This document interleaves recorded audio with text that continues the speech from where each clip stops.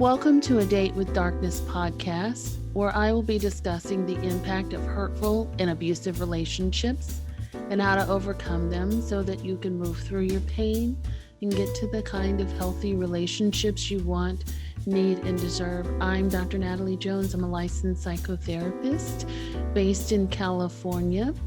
While I hope that you find this podcast educational and informational, please note it should not be substituted for treatment with a licensed mental health professional.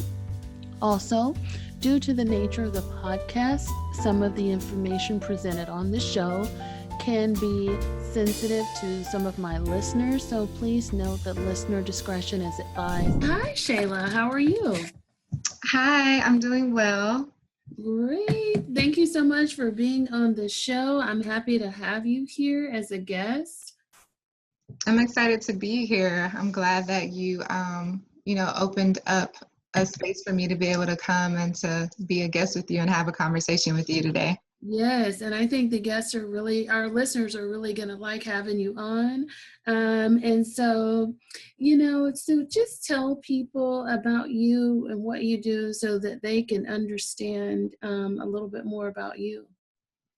Okay, my name is Shayla Tumbling, and I'm a sexuality and emotional empowerment educator, coach, and healing facilitator.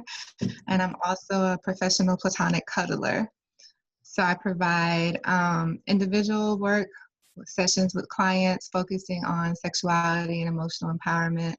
I also do retreat work, helping to create environments where people can go and receive support and or have, when I say healing facilitation, like experiences connecting to whatever resources or type of workshops that would be very beneficial for them on their healing journey. And it's usually an integration of psychological, emotional, spiritual, energetic type of work. Okay. Yeah. Okay. And so you said one piece in there that really stuck out for me. You said you were a professional cuddler. Yes. Now, I've seen a commercial for a guy who does this, but for people who don't know, can you please tell us about that type of work? Okay, so cuddling is, in a professional sense, platonic cuddling is a service that you can provide to a client, and it's hugging. It's utilizing platonic touch to really support an individual or a group of individuals in receiving what they need through touch. There's so many benefits for us to be able to have touch in our lives, but because of the way our society is set up and just because of the way a lot of us are socialized, we don't recognize the importance of having touch in our lives on a daily basis. And a lot of our experience with touch and our perspective of touch has been very sexualized or overly sexualized. So most of us are missing that piece of just receiving everyday platonic touch because of the stigma or the connection that we have with touch and sexuality or touch and sexual expression. So how does one get involved in a career like professional cuddling? Well, I'm not sure about everybody else, but for me, usually when things come into my life, and for me, I have a special number, so it's like the number 3. And so when a concept, idea, or an experience comes at least 3 times, I start to pay more attention to it. So that's what happened with cuddling for me. It popped up in my cipher a few times over maybe a 3 or 4 year period. And the third time that it popped up, I was like, I think I need to look more into this. And as I began to do more research into it, I was like, I really feel like this is a service I want to be able to offer because I know the benefits of cuddling in my life, just personally, that I receive across my time just moving around and living in different places, and that connection, like being able to have the actual physical platonic connection with other people. Mhm. And as I realized that it was a growing industry and that people were offering this work in a professional sense to clients, because there are a lot of people who experience loneliness and don't receive enough touch, or they're going through some period in their life and they don't have someone to offer that to them or to share that space with them, and it's really all they want and they need and they desire, and it leads to other positive benefits in life. I was like, I think I want to offer this, or create a space where I can offer this to others and do like some education around it. So that's how it happened for me. Wow. And I know you came up here to talk about a completely different topic, but I'm actually really interested in this right now. So forgive me for diverting from our You're question, fine. but I'm really interested in this. And I'm so many questions come up for me around this. You know, can you say more about the importance of touch in a person's life, and what lack of touch does to a person? Okay. Yes.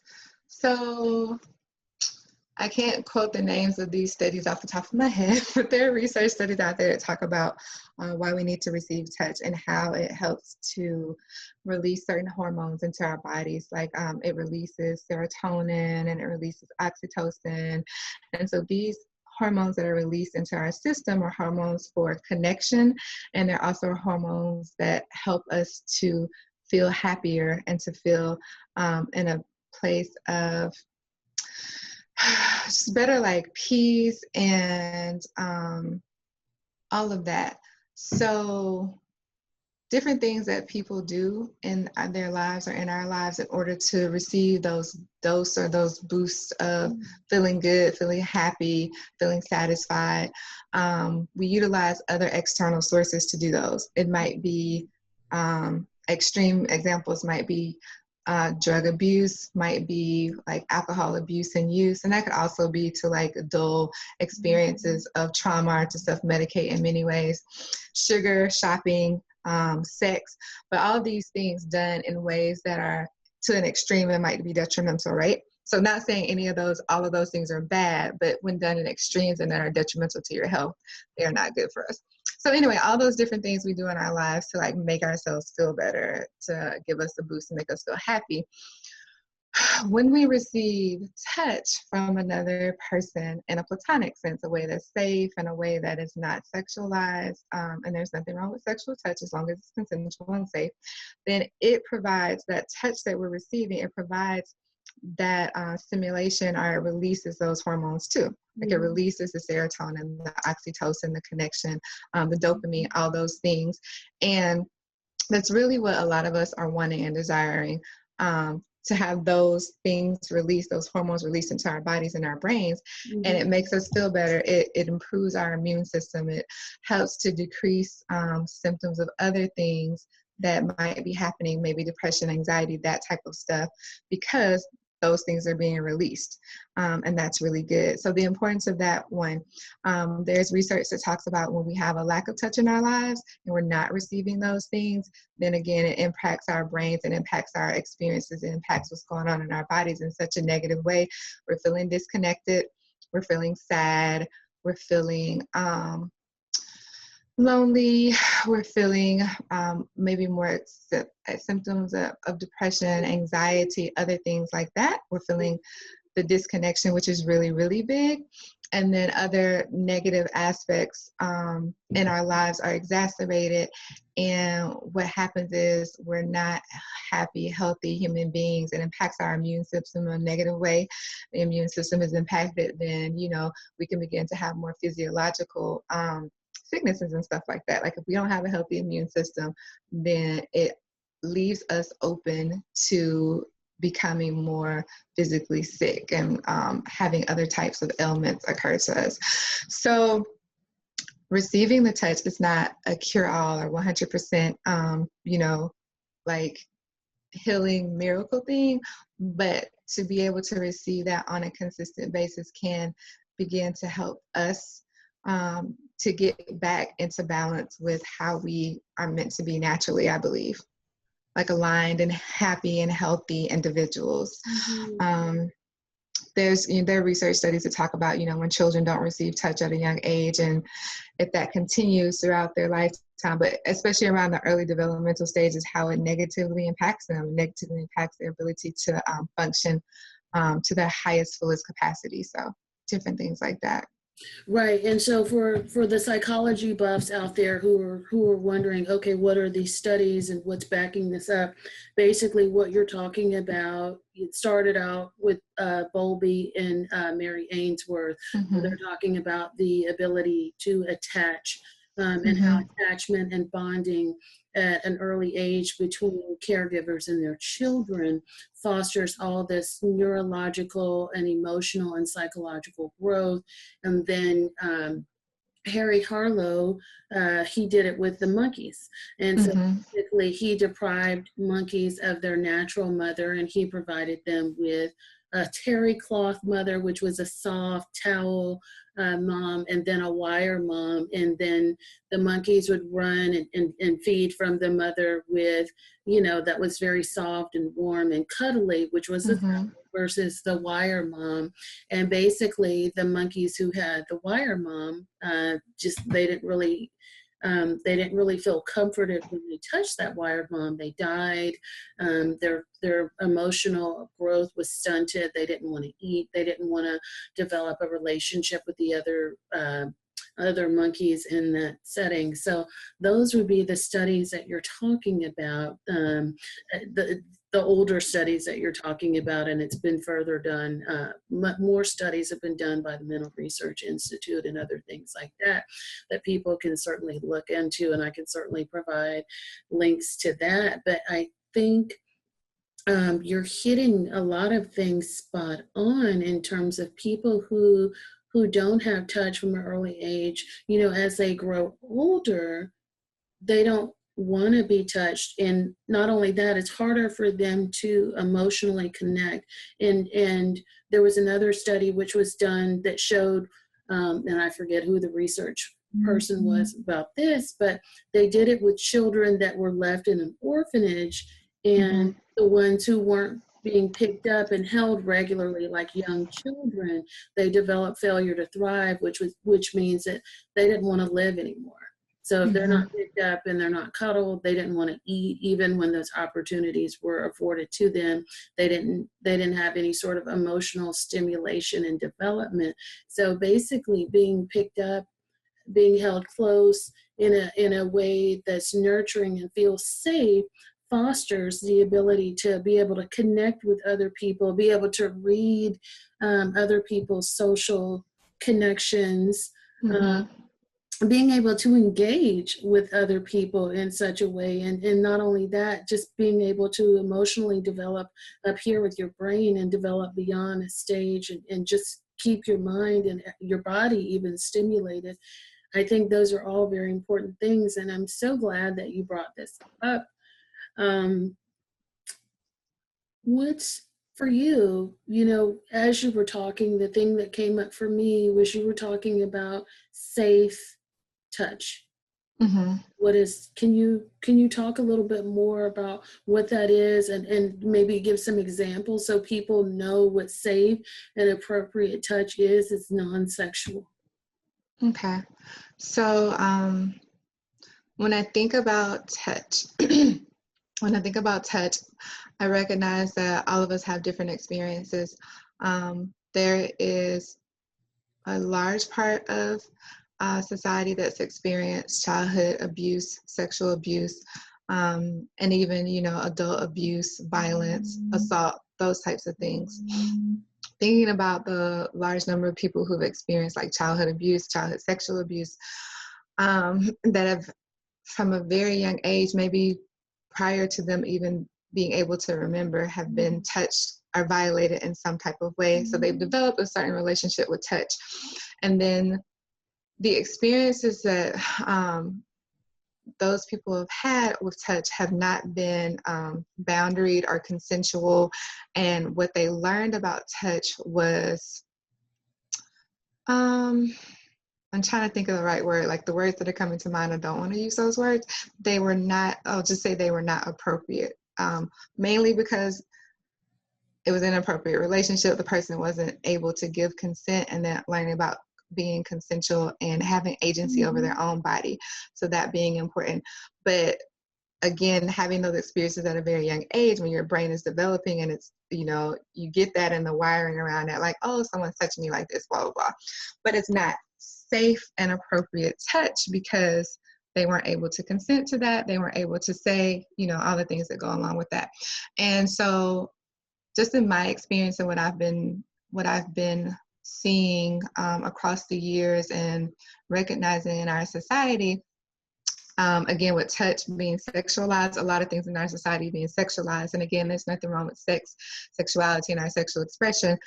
But knowing that many things are sexualized and touch is very, very sexualized. So we have a hard time because at a young age, we're not really taught, a lot of us are not really taught about our sexuality in like a balanced way. So that's one thing.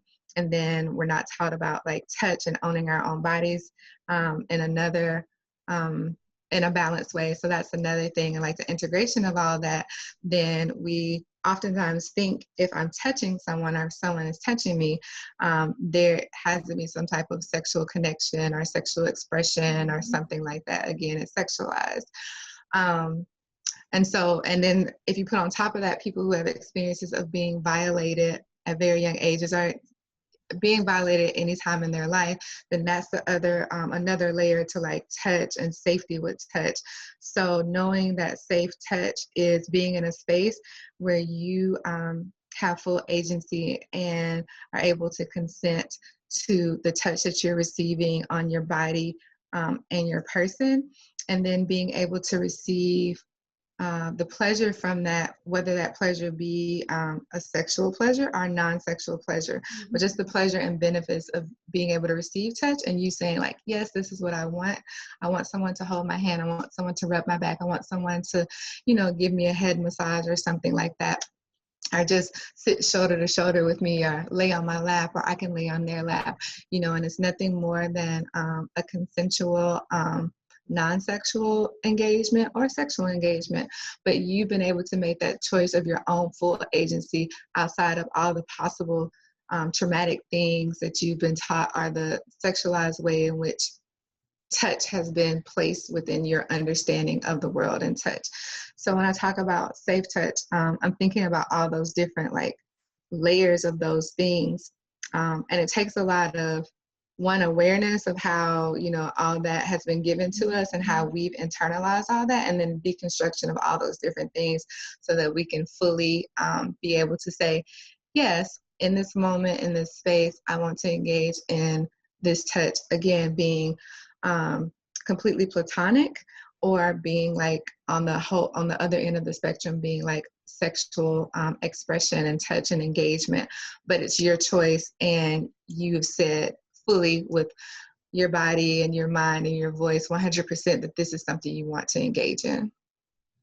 Did that answer the question? It does. Can you give some examples of what's appropriate touch for a platonic appropriate touch?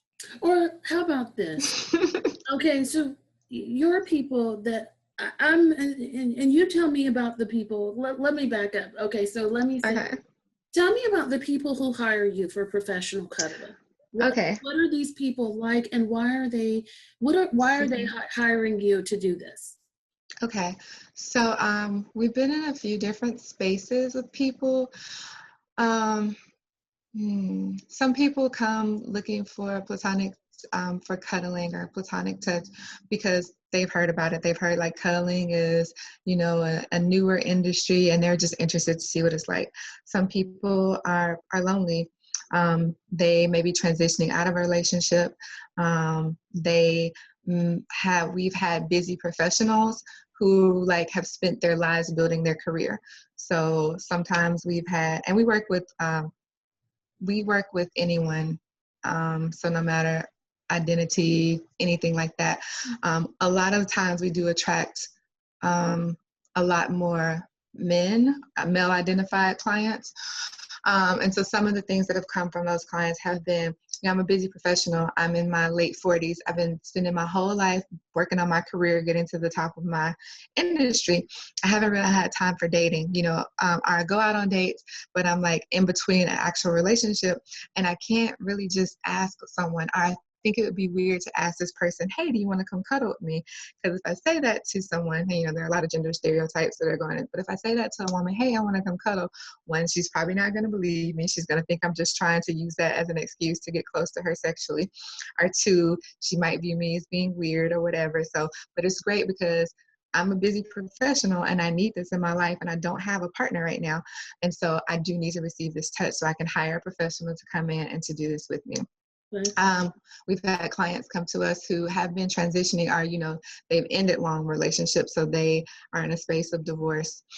Had clients who have religious beliefs that would religious beliefs and then their own personal things that would keep them they need they need the touch in their lives, and they're either not in the space to begin dating again, and or they're worried about the potential sexual connection or temptation with a partner. So they don't want to go down that road. So they would like to connect with a professional where they could have a safe platonic experience of touch, because they need that. And they're not in the space again, because they've just gone through a divorce or in the midst of that, and they don't want to bring in someone else that's not a professional because there might be like sexual temptation.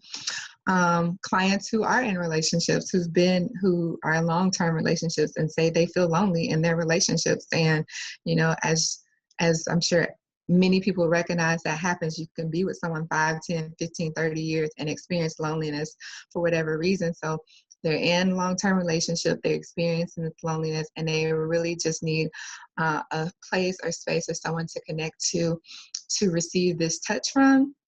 And additionally, I usually feel like a lot of these people could use additional like counseling and coaching and stuff too. But their first is like, oh, I need to receive this touch because I'm not receiving it, even though I am in a relationship. And that happens to people in relationships. They don't receive the touch that they need to receive for whatever reasons, years of being together, and there can be disconnection that happens because of so many other factors. So people aren't receiving that touch in their lives. We've done group events also where people have come in, and again, it's a new experience. They might not be in partnerships. They may just want to have the experience of being able to cuddle with others. Some people just like to cuddle, and they know like it makes them feel good. So we've done group events before where we facilitate different activities, and it leads into like large group cuddling. So, and some people just like to be able to go to a space like that with other like-minded people, to be able to have interactive games and learn about communication and touch, and then to be able to like cuddle, because this is not a space that is normal. Everywhere you go, you're probably not out trying to touch people. At least here, and I'm from America, I'm from South Mississippi originally. At least here, like a lot of people keep their boundaries. Yeah. Like our boundaries are really, really important for good reason. We want to be safe, and we still keep ourselves very boundary. So we spend a lot of time trying not to touch other people, to violate whatever, or to keep ourselves safe. And so that could bleed over into just our like daily lives, even with friendships. Everybody's different. I've been around a lot of people. I've been around different groups of people my entire life, and there are some people in those groups will be like, I'm a toucher, I'm a huggy feely person.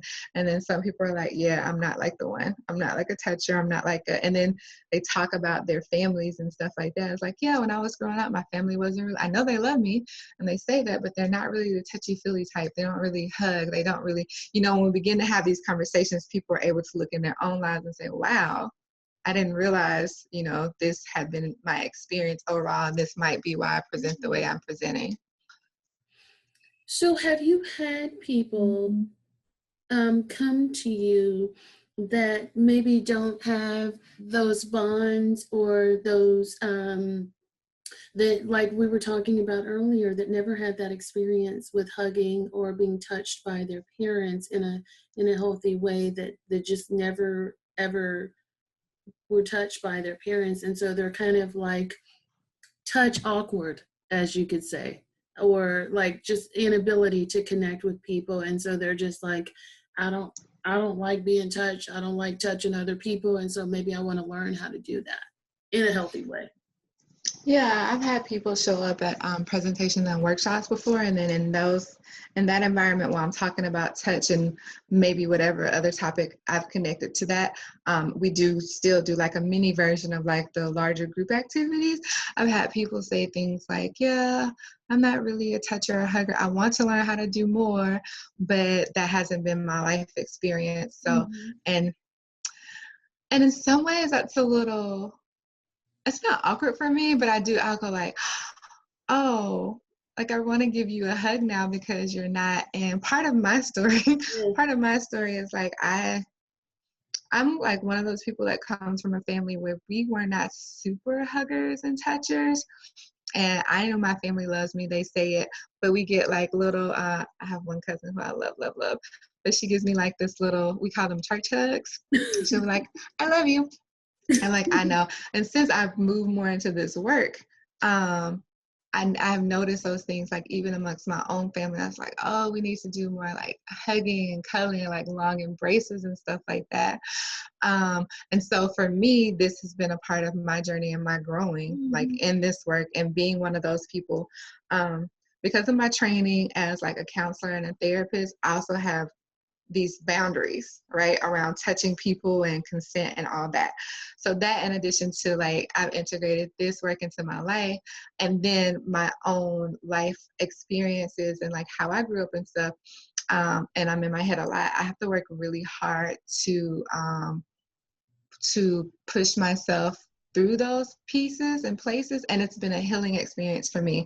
Like, one of my philosophies is I think that's anything for people when you get into the space of the work, whatever your life's work is, I feel like it becomes a part of our own, it's a part of our own journey, our own healing experience, you know, whatever that thing is that we've chosen to do or that has been chosen for us to do. We're walking that path also, and we're learning, growing more in that too. So I feel like that's been that way for me with the cuddling. In my own life, I've seen places where it's not exactly 100% where I want it to be. And so I'm growing and doing my own work while I'm also being able to share with others and offer to others. And a bit surprising to me though, people always say that feedback I receive from people in different environments I'm in. And I'll be like, oh, I've had people often say to me, Shayla, like when I met you that one time, or, you know, the first time I came to do this, and you were so warm, and you were so, I just remember the way you greeted me. And I'll be like, oh, because I sometimes feel awkward on the inside. I do, but having that feedback, I realized that what I'm exuding to people is something of a warmth, and it's really embracing to them. And I appreciate that, because on the inside, I have my own little things going on, anxiety and stuff like that. And I'm like, oh, you know, am I not being enough, like, you know, like this and like this? But no, the consistent feedback I'm gotten from people is I'm very warm and very like embracing, and they really appreciate that. And although it shocks me to hear it at times, I'm like, oh, well, I'm glad that was your experience with me. I'm glad that you had a warm like connection with me, and I was able to give you that. You know, and I didn't even remember it, but you remembered it. So that means it was so much more significant. And I'm glad that that is what you walked away with. Like, that's what I want to exhibit in all my work with anybody that I connect with. That's amazing. So can you give me some examples, and maybe you like outline this on your website or what have you, but can you give me some examples in the way that you reintegrate touch with your clients? What are some examples of like the touch work you do, or maybe like some exercises that you do with people who come to you? Okay, so when I'm doing individual sessions with clients, we do like an intake, and we see what brought them to us and to wanting to do this work, like why they want to receive it. And something that I always try to do is, because of other practices just in my life, like I've learned and have been integrating and trying to do meditation, breathing, those types of things, other stuff around energy work. I will try to talk to the client and have like a centering practice. So we might do some breathing together, some eye gazing, and I ask them, places they're comfortable being touched and places they're not comfortable being touched. So places that are off limits in the touch work that we do are off limits in the touch work that we do. We say the bikini areas. So if we do, and it's all depending on the client's level of comfort with touch. So some clients might not want a full body cuddling. They may just want to hold hands or just sit next to you, just have you there in the presence, just put your legs on their lap or whatever. But maybe not the full body. Let's lay down. Let's do like a spooning, type of position or anything like that. So anyway, once we are clear about what their level of comfort is with touch, we just begin there. One of my favorite cuddling positions is spooning. But I let the client lead. So I let them know, like, let me know what you're comfortable with or what you would like to do. Like, the only boundaries is no touching the bikini area on either. Like, I don't touch your bikini area. You can't touch my bikini area. But like, you can touch my legs if you want. You can touch my arms. I'll wrap my arms around you. We can intertwine our legs, intertwine our arms and our hands. I just have a personal thing about people touching my hair, but that's just me. So Right. might not let you, depending on my hairstyle, I might not let you touch my hair. I don't even let my partner really touch my hair. I don't even touch my hair all that much. So Everybody's like, you're weird about that. I'm like, don't touch it. But yes. Yeah, no. So like, but other than that, I'm pretty, and I don't really like people touching my face either. Yeah. I don't touch my face a lot either, but other than that, I'm like comfortable with clients. So yeah, so we'll do that and we'll see. And we might start off like in a spooning position. I might be the big spoon, they might be the little spoon, or vice versa. And then that might be it. Like, I've done that with clients for like a full hour. We just rotate in the spooning position. Some clients, there are other positions, like we might do a seated position, we may face each other, just breathing. We might like put our backs like back to back. So any position we can get our bodies in that's comfortable. And again, I let them lead and guide. And if they don't have idea, if they're not like, oh, I really like this position or that position, then I'll offer one. And, we may try it. And if they don't feel like that's a comfortable, way for them to contortion their body, then we'll go back to something else that feels comfortable. What I'm doing during that time is I tell clients, I work to keep my coaching and my cuddling separate. So coaching clients separate from cuddling clients. And I have a cuddling business partner. So if they're clients that I receive who've come to me and they're like, I want to do cuddling with you and maybe coaching, I usually defer them to her. So you can receive the cuddling from her and you can come to me for coaching. Then doing that, so sometimes during the session, again, like I let the clients lead. There may be talking, and I tell them, if you feel like talking, you can, kind of like when you go to a massage therapist, your therapist say, you can talk to me if you want to, but you don't have to.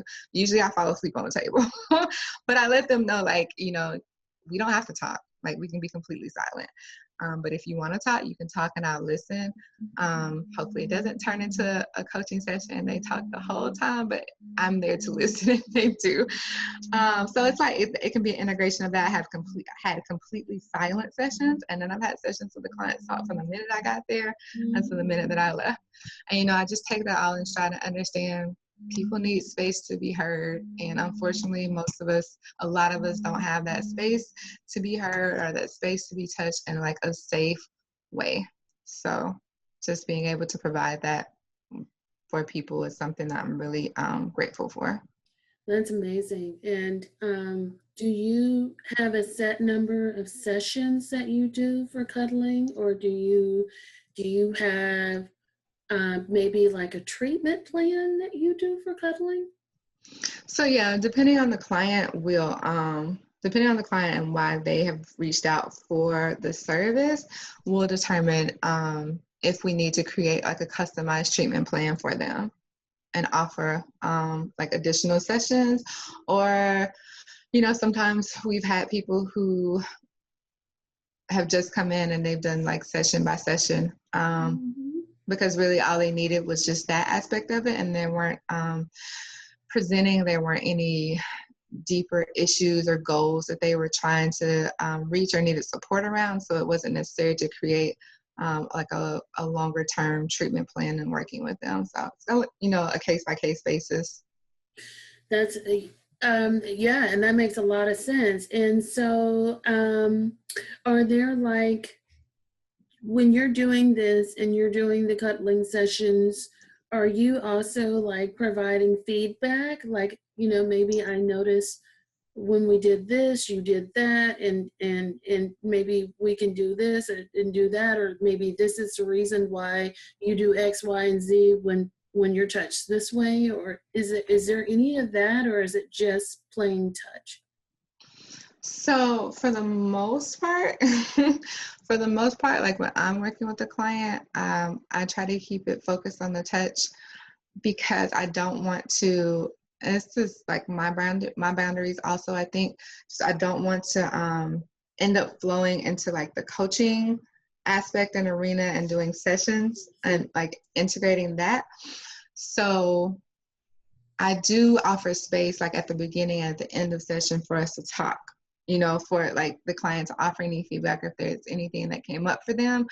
But I really, for me, when I'm doing it, I really try to keep those boundaries around that. So try not to do too much probing about what's going on. But if there's something that I've noticed, I would share that I think would be beneficial, I would share it with them. But I try not to go too much into the other arena with them. Okay, and I could see why you would do that for the service that you provide, but just out of curiosity, can you give some examples of some things that have come up in touching people and why you think those things may have happened? So you mean when I've worked with someone, things I've noticed with them? Correct. Yeah, Okay. and maybe just like general like feedback for people who have problems with touching or connecting with a person in a platonic way, or having them being touched in a platonic way. Mm-hmm. I've noticed in some cases, and it's a little challenging, so this is speculation, because it's a little challenging since I didn't know the client that long and we didn't engage in a lot of talking together. But I've noticed in some people a feeling of wanting to talk a lot. And so part of my belief has been that might be connected to nervousness, anxiety. And that's coming out through this need and this inability to be still and to be in silence. So, and for me, when people have a bit of a challenge being able to be silent or to be in stillness, there's something that there's something that they're avoiding, that they're not wanting to be able to allow to come forth, or that they're afraid of having to to deal with or to think about. I know like, in doing therapy and counseling also, silence can be one of those things that can be challenging for clients to sit in the silence. I had people tell me before, okay, it's been silent long enough. Because it can be, the things that come up in those moments can be very discomforting for them to, whatever, the feelings that are coming up, the thoughts that are coming up, like all of that, what our mind is telling us in those moments. So I kind of think the same way when I've experienced that with people wanting to speak a lot, and it seems like you're just talking to be talking, like to hear the sound of your voice, but it's not really saying anything that is, I don't want to say significant, because I feel like everything people say is significant in some, but It's mindless. Yeah, they're talking, yes. Trying to fill the space, like that. Okay. So there's like an awkwardness about it, and just being able to sit and comfort. And so when you do the touching sessions, cuddling sessions with your clients, as you do the work with them, what do you notice over time with your work with them? Do you notice some sort of change happening with them, or do they kind of report back to you like, hey, I've noticed this about myself and my relationship, or I'm able to do X, Y, and Z now and connect with people better now? Do you notice these things, or are they reporting these things to you? I've noticed people feeling more relaxed and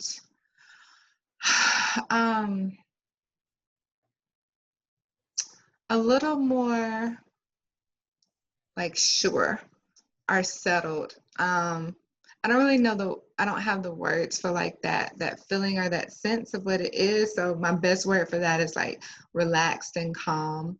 Um, but there's another word that I feel like fits better. I know I keep doing my hands like this because like I can sense it, but I can't really put the word on like what it is. Maybe a groundedness. Maybe that's it. Yeah. And when Yeah. you say groundedness, for those who are not familiar with that term, can you say a little bit more about what groundedness is like? Okay. So there are times where people can feel like they are all over the place and there's so much going on. Their attention is in 50 different areas. Mm-hmm. And for me, my understanding and feeling of groundedness is when I feel solid and connected and very focused and kind of clear, and not like my energy or my mind, my attention is being pulled in all these different places. And for me, that pull, it feels very chaotic and it feels very like unstable, chaotic, all that stuff. So when I think about groundedness, it's like clear, focused, and very present, like in the moment and in the space that I'm in. Because a Okay. lot of times I don't feel like that. I feel like I'm all over the place. Okay. That sounds really good. In terms of people just kind of being able to calm down and just being feeling, essentially what you're talking about, safe and secure in their own skin. Mm-hmm. Mm-hmm. Um, And one of the things that came up for me, of course, my mind is like, I'm going to take it there because the part of it is like part of the clientele I work with, and just, kind of what we were talking about before, how people can misconstrue touch in a sexual way. Mm-hmm. I'm wondering if that ever comes up for you in your sessions, that people are maybe inappropriate, or they don't respect the boundaries, or they try to make it into something more than what it is. Oh yeah, we have that in our that's in our intake paperwork. We just immediately address what these sessions are and what they are not. I personally, I mentioned earlier the sexuality, emotional empowerment work. So I have no issues with people who do sex work. I just don't do sex work. So I have no judgment around people who provide those services. I just don't do that. So we let our clients know from the beginning, this is a platonic service. It's a non-sexual service, and that's outlined in our paperwork like throughout. So what that means is this is not, any type of sexual engagement whatsoever. There are boundaries in where we touch each other. If you do violate those boundaries, you may be given a warning. One, you have the paperwork that you sign, and we go over that before we even decide to take you on as a client, making sure that you understand it. Two, if you do violate that within a session, if you touch, we might have a warning. It depends on the energy and what the cuddler is feeling from the client. And it might be like, okay, you touched me here, don't do that again.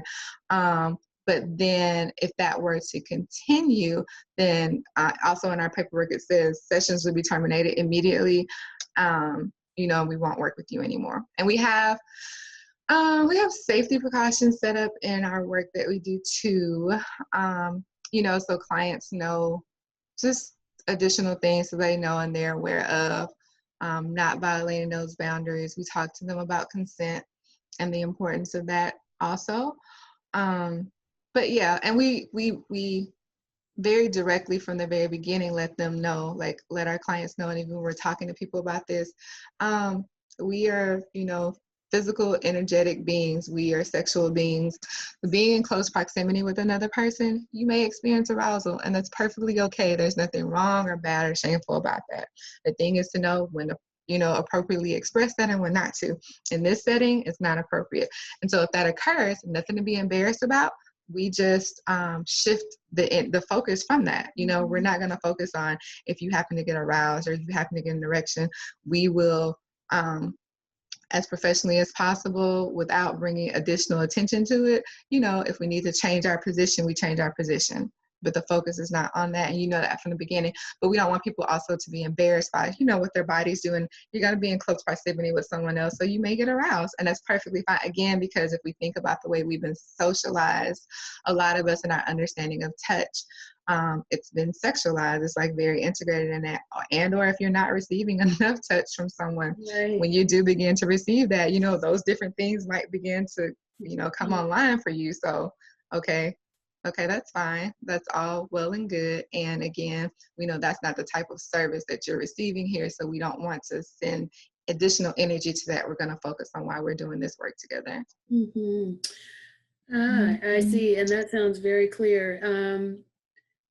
So for people that are looking for somebody like you, right, a professional cuddler, and I know you have more job titles than that and more positions than that, but since this is the focus of our interview today, for people who might not have ever thought about it and said, I do feel unsettled. I do feel like I've never had any platonic touch in my life that wasn't sexualized. And maybe I need to be retrained, or maybe I need to explore what that's about with somebody in a platonic way. And, I don't want to do that with friendships or whatever. If they're looking for somebody like you, how might they go about finding someone who is a professional cuddler? Okay. I haven't done, they can go straight to the internet and they can just go into Google and Google professional cuddler. So I was going to say, I haven't done any, when I first started doing this work professionally, I was doing research and seeing, what other businesses and people provided these services out there. But I haven't, maybe in the last year or two, done extensive research like I was doing consistently. So I know that it's been growing a lot. Initially, when I first heard about it years ago, there were only a few people like in the New York area who were offering the service that I came across when I Googled online. Then there was a lady right before I started my business. I came across her work, and she'd been doing it for about 2 years in Portland, Oregon. She got a lot of news publicity and following and stuff. And I think because of her work and the way that she did her marketing and everything, that kind of helped to bring more light to the industry. And so I know places have been popping up all over, and then there even some entities now that exist that have they're just larger entities, and then they will have cuddlers listed on there, like someone you can go through a training, or you can go and they might provide training on their site, and then you can complete that, and then you can sign up and be a part of their directory. So I think they're a little more national. So I don't know if it's available in all states now, but the easiest way would be just go to your Google browser, Google, or however you use your search engine, and say professional cuddler, and maybe type in your state or your area and see what pops up. Okay. Yeah. Are there some resources that you can suggest for people that have issues with platonic touch and want to maybe research or read about or look at, or maybe learn, just find out whether or not they have issues with it? Are there some resources that you suggest for that? I don't have any offhand. I probably do that again. I'll probably just say go do a search maybe and see online. Just that's kind of my go-to. I hop online and see, type in a topic and see what comes up, and then do a little research from there and see what else it leads me to. So that would probably be my first thing. I don't have any. There are not really a lot of books out about touch. I have a lot of books about other things. I'm looking around my room because I have a lot of books. Because of all the different work that I do, I have books about a lot of different things that I've kind of integrated all of that knowledge into what I do, but there are no specific ones that talk about like touch that I would be like, oh, you should definitely go get this book. A lot of my books are about sexuality and trauma and other things. Yeah. And you know, there are touch challenges within that, so it's kind of like a mixture of all of that. Okay. Yeah, and I think I know of a couple. I don't know the names right off top, but I think I know of a couple now that we're talking about it. And then also, you know, some of the work that you're talking about in terms of like emotional attunement, right? Being able to be centered and focused on, you know, other people and how they express themselves, and essentially being comfortable in their own skin and being comfortable with being able to attach physically to somebody. I can certainly put some resources in the show notes about that. We'll be glad to do that. And as well as the stuff I mentioned about Harlow, Bowlby, and Ainsworth. How can people connect with you or find you if they want to reach out to you, ask you questions or book you or what have you, Shayla? So you can find me on social media, on Facebook, on Instagram, at my name is Shayla D as in doll, tumbling, like gymnastics. So that's the handle I use on both of those. That's my real name. You can find me there. You can always send me a message. You can email me. My email address is shayla.tumbling@gmail.com. And then my website is shayladtumbling.com. So any of those would be ways to reach me. Email is probably the best, or sending me a message through Instagram or Facebook, because I check those pretty often. That's great, and I'll be sure to put those in the show notes. And I'm so glad we had this interview today. I feel like this is one of those. This is why I love podcasting. Is like, you know, this spontaneity and this uniqueness. And I'm so glad we did it, because it's like, oh, this is so intriguing to me. But I think it's also very important in the work that I do, as well as what you do, in working with victims who've been traumatized and been in abusive relationships, and they don't necessarily have an understanding of why these things may have happened, or how these things may have impacted them, or how they move through space with feeling like, okay, if I'm being touched, that means that it's sexual. It doesn't have to mean that. And so that's why I'm so glad we did the interview today. I think it's been, you know, it's kind of like one of those rare gems, and I can't wait to publish it and see what people think. I'll probably do this video on my Facebook feed today. But I thank you so much for coming on, Shayla.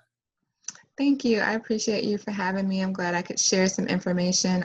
Also, as you were speaking, I was just thinking too, people can also find me on Psychology Today and on Therapy for Black Girls. I'm listed on those two sites too.